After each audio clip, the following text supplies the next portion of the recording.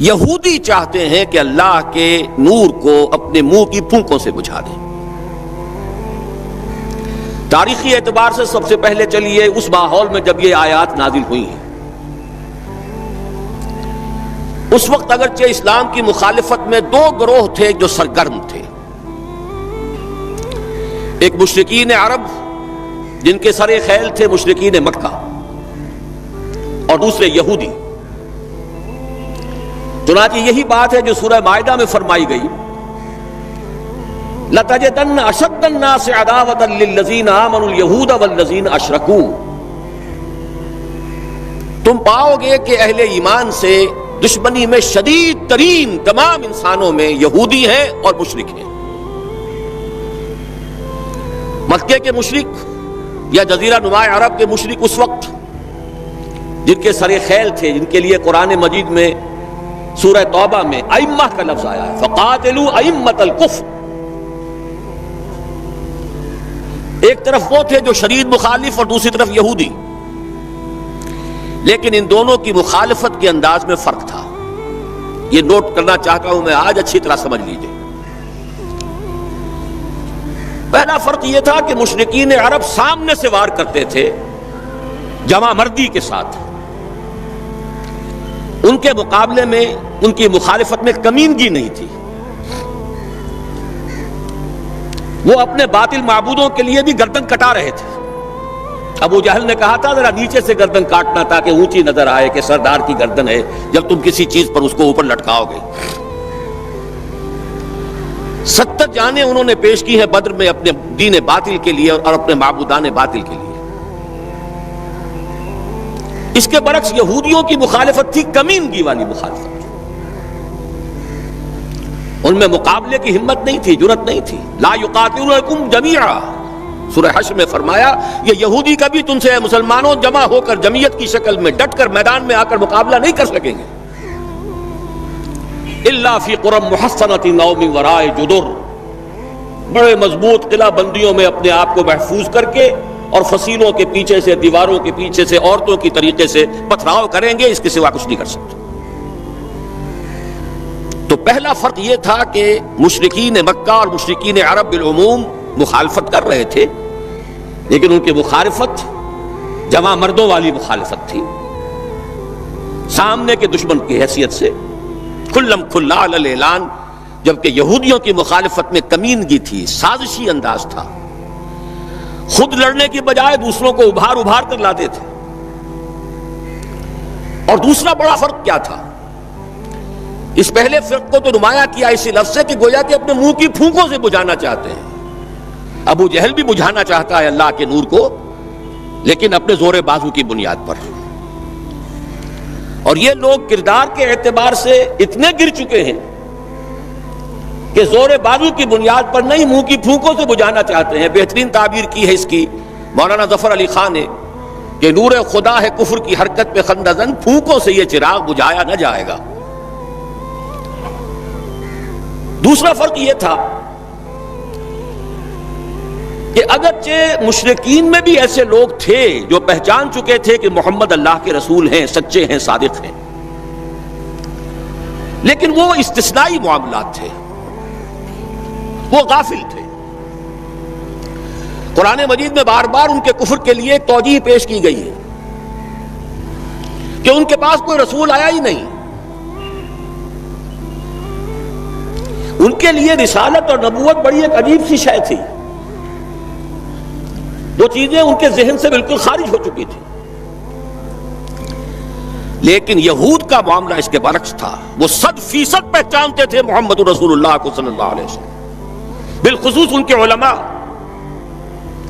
یعرفونہ کما یعرفون ابناءہم، پہچانتے ہیں اسے جیسے کہ اپنے بیٹوں کو پہچانتے ہیں، علی وجہ البصیرۃ، وہ کسی مغالطے میں نہیں تھے، پوری ڈٹائی کے ساتھ پہچانتے ہوئے۔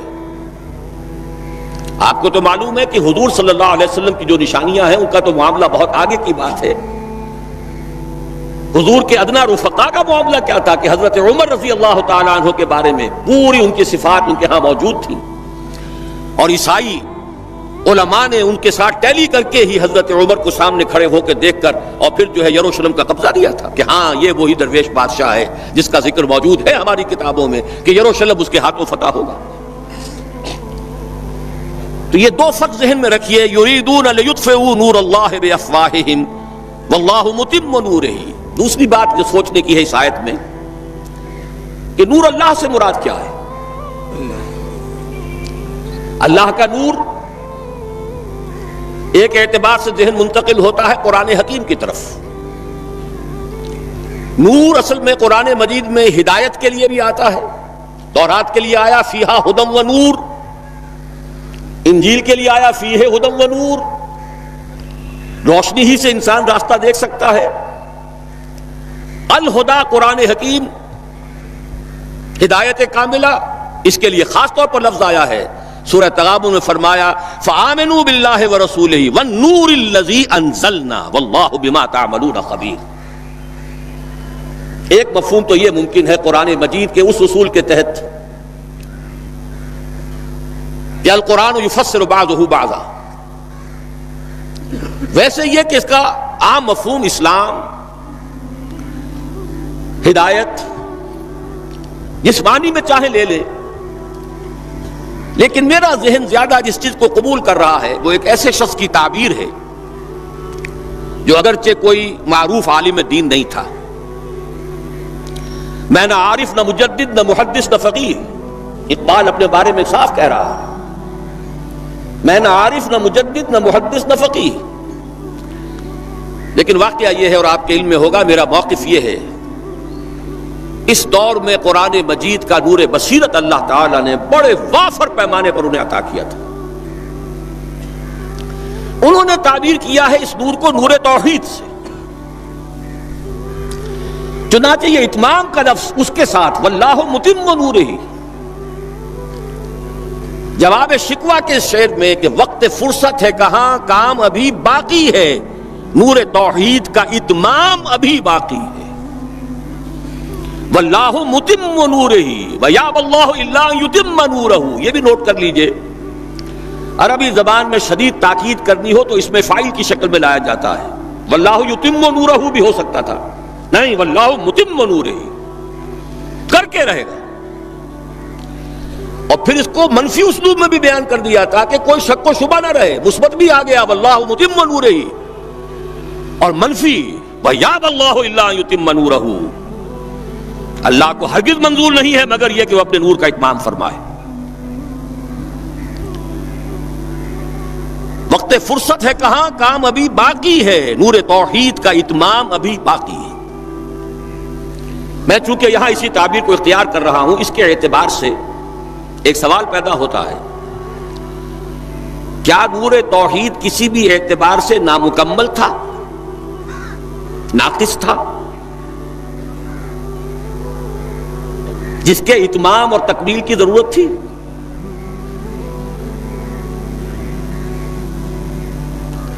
اگر میں اس سوال کا جواب ہاں میں دوں تو آپ سب چونک جائیں گے، لیکن میری وضاحت سن لیجئے۔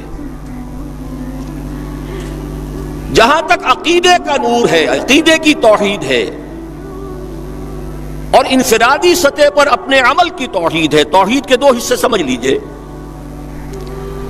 ایک توحید ہے عقیدے کی توحید، اللہ کو ایک ماننا، ایک جاننا، اس کی صفات میں، اس کی ذات میں کسی کو اس کا ساجی، ہمسر، برابر، ہم اللہ، کفر، ند، ضد نہ سمجھنا۔ ایک عمل کی توحید ہے کہ ایک ہی اللہ کے مطیع فرمان ہو جانا، ہما دن، ہما وقت، ہما وجوہ، مخلصین لہ الدین، یہ عملی توحید ہے۔ تو عقیدے کی توحید اور انفرادی سطح پر عمل کی توحید ہر دور میں مکمل رہی، حضرت آدم کی بھی مکمل تھی، حضرت نوح کی بھی مکمل تھی، تمام انبیاء کرام کی مکمل تھی، نہ ان کی عقیدے کی توحید میں کوئی کسر ہو سکتی تھی، نہ انفرادی سطح پر عمل کی توحید۔ لیکن ایک توحید ہے اجتماعی سطح پر عمل کی توحید، پورے نظام زندگی کا اللہ کے حکم کے تابع ہو جانا، یہ ابھی مکمل ہونا تھا، اس کی تکمیل ہونی تھی۔ افراد موحد تھے اپنی زندگیوں میں بھی، اپنے عقیدے میں بھی. نظام جیسا آج آپ غور کیجئے، بڑے بڑے فن خواہ موحد موجود ہیں ہمارے ہاں. فن خواہ سمجھتے ہیں اپنے آپ کو کہ معلوم ہوتا ہے شرک ہمارے قریب بھی نہیں آ سکتا. اجتماعی سطح پر ہم سب مشرک ہیں، پوری قوم مشرک ہے، مشرکانہ نظام ہے.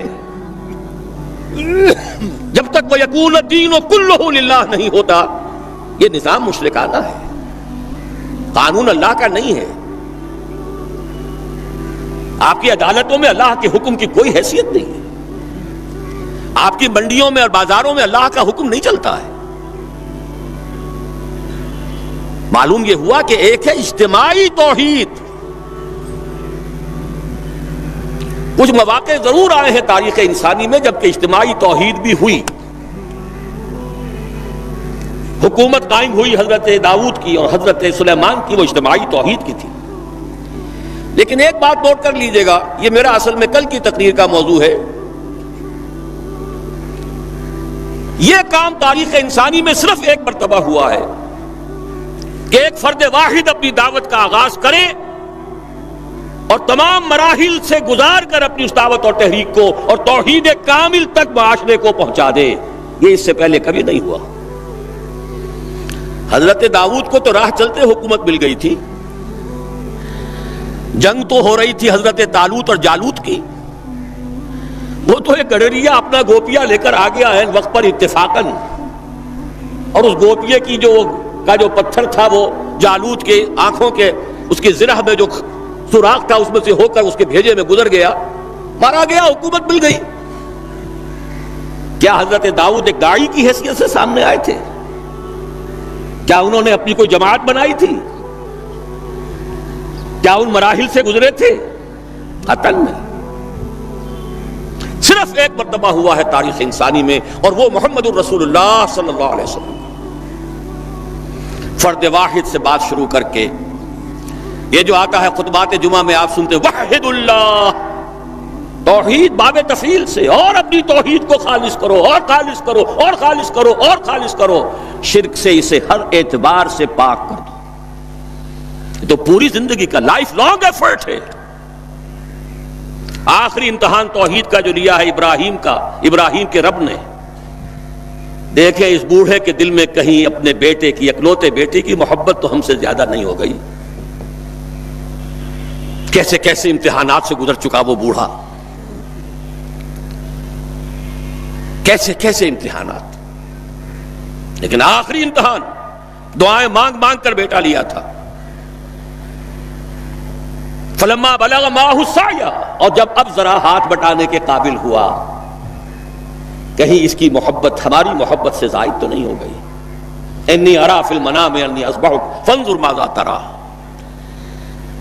اسی لیے جو آتا ہے قرآن مجید میں بار بار حضرت ابراہیم کے لیے آخری سند کے الفاظ آتے ہیں وما کان من المشرکین، شرک کے ہر شائبے سے پاک. تو یہ توحید عملی اجتماعی سطح پر ہونی باقی تھی. اس کا تعلق ہے اگلی آیت سے. یہ کب ہوگی؟ هو الذی ارسل رسولہ بالہدی ودین الحق لیظہرہ علی الدین کلہ ولو کرہ المشرکون. اللہ نے اپنے ان آخری رسول کو محمد صلی اللہ علیہ وسلم کو تو بھیجا ہی ہے الہدا، وہ دین حق اور الہدا اور دین حق دے کر تاکہ غالب کریں. جب تک دین غالب نہیں توحید ناقص ہے. عقیدے کی توحید ہو سکتا ہے کہ ہو، انفرادی سطح پر بھی ہو سکتا ہے، ایک آدمی جہاں جہاں بھی اللہ کا حکم مان سکتا ہو مان رہا ہو، لیکن آخر وہ کسی قوم کا فرد ہے، کسی ریاست کا شہری ہے، کسی خاندان کا فرد ہے، چہار طرف سے جکڑا ہوا ہے رشتوں میں اور تعلقات میں. اس کی زندگی کے کتنے گوشے ہیں کہ جن کو ابھی وہ مشرکانہ نظام اپنی گرفت میں لیے ہوئے ہیں. یہ در حقیقت اسی وقت ہوگا جبکہ اللہ کا دین غالب ہو جائے. هو الذی ارسل رسولہ بالہدی ودین الحق لیظہرہ علی الدین کلہ ولو کرہ المشرکون. مشرک تو کبھی پسند نہیں کریں گے. یہاں ذرا شرک کو سمجھ لیجئے، یہ شرک صرف عقیدے کا نہیں. آج کا سب سے بڑا شرک کیا ہے؟ اللہ کا اللہ کو دو، ریاست کا ریاست کو دو. یہ سیکولر نظام ہے، یہاں پر جو ہے حاکمیت عوام چلے گی. جاؤ مسجدوں میں اللہ کا حکم نافذ کر لو.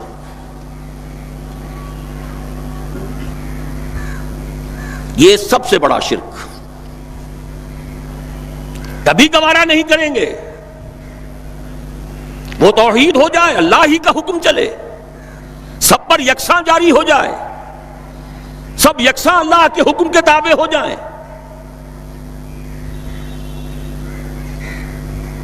وَلَوْ كَرِهَ الْمُشْرِكُونَ، مشرک کبھی نہیں چاہیں گے، لیکن ان کی مخالفت کے علی الرغم، ان کی ساری ریشہ دوانیوں کے باوجود، ان کی تمام سازشوں کے باوجود اللہ کا دین غالب ہو کر رہے. اب ذرا تاریخی اعتبار سے جائزہ لیجئے. ابھی ہم تھے اس ماحول میں جبکہ ابھی یہ آیات نازل ہو رہی تھی. پہلی بات تو یہ سمجھ میں آ گئی کہ محمد الرسول اللہ صلی اللہ علیہ وسلم کا مقصد بعثت ہے غلبہ دین. یہ نوٹ کرنے کی بات ہے، کسی اور رسول کے لیے اللہ نے قرآن مجید میں یہ الفاظ استعمال نہیں کیے. شاہد سب تھے، مبشر سب تھے، نذیر سب تھے، داعی سب تھے، مبلغ سب تھے، معلم سب تھے، مربی سب تھے، مزکی سب تھے. لیکن یہ کہ هو الذی ارسل رسولہ بالہدی ودین الحق لیظہرہ علی الدین کلہ، صرف محمد کے لیے آئے الفاظ صلی اللہ علیہ وسلم، اور 3 مرتبہ آئے. اب اس کے ساتھ جس کو صغرا کبرا کہتے ہیں لاجک میں پریمیسز، اس کے ساتھ جوڑیے دوسری بات جو قرآن میں 5 مرتبہ آئی ہے،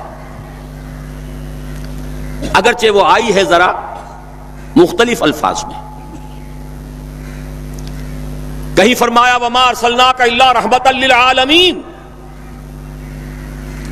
ہم نے نہیں بھیجا ہے محمد صلی اللہ علیہ وسلم آپ کو مگر تمام جہان والوں کے لیے رحمت بنا کر. آپ کی بعثت جغرافیائی، نسلی، قومی، علاقائی حدود سے ماورا، بالا تر. قرآن میں بقیہ سارے رسولوں کی بات آتی ہے تو کہتے ہیں یا قوم یا قوم یا قوم. نوح نے کہا یا قوم اعبد اللہ، ہود نے کہا یا قوم اعبد اللہ، صالح نے کہا یا قوم اعبد اللہ ما لکم من الہ غیرہ. اور قرآن کہتا ہے یا ایھا الناس، یا ایھا الناس اعبدوا ربکم الذی خلقکم والذین من قبلکم لعلکم تتقون. لیکن صریح ترین جو لفظ آیا ہے وما ارسلناک الا کافۃ للناس بشیرا ونذیرا، ہم نے نہیں بھیجا ہے محمد صلی اللہ علیہ وسلم آپ کو مگر پوری نوع انسانی کے لیے بشیر اور نذیر بنا کر. اب ذرا اس کو جوڑیے، محمد کو بھیجا کاہے کے لیے؟ غلبہ دین کے لیے صلی اللہ علیہ وسلم. اور بھیجا کن کے لیے؟ تمام انسانوں کے لیے. کیا نتیجہ نکلتا ہے منطق سے؟ محمد الرسول اللہ صلی اللہ علیہ وسلم کا مقصد بعثت مکمل اسی وقت ہوگا جب پورے عالم انسانیت پر اللہ کا دین غالب آ جائے. ورنہ بات وہی ہے جو اقبال کا شعر سنا چکا ہوں، وقت فرصت ہے کہاں کام ابھی باقی ہے، نور توحید کا اتمام ابھی باقی ہے. لیکن یہ کہ اگر اللہ نے واقعی بھیجا محمد کو دین کے غلبے کے لیے صلی اللہ علیہ وسلم، اور اگر بھیجا ہے پوری نوع انسانی کے لیے، تو ناممکن ہے کہ یہ دنیا ختم ہو جائے اس سے پہلے کہ محمد الرسول اللہ کا مقصد بعثت مکمل ہو.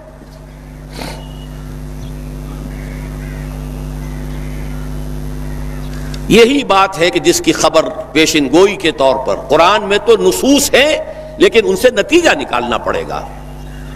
منطق، حضور کو بھیجا پوری نوع انسانی کے لیے اور بھیجا غلبہ دین کے لیے، تو مقصد بعثت کی تکمیل اسی وقت ہوگی جبکہ کل عالم انسانی پر اللہ کا دین غالب آ جائے.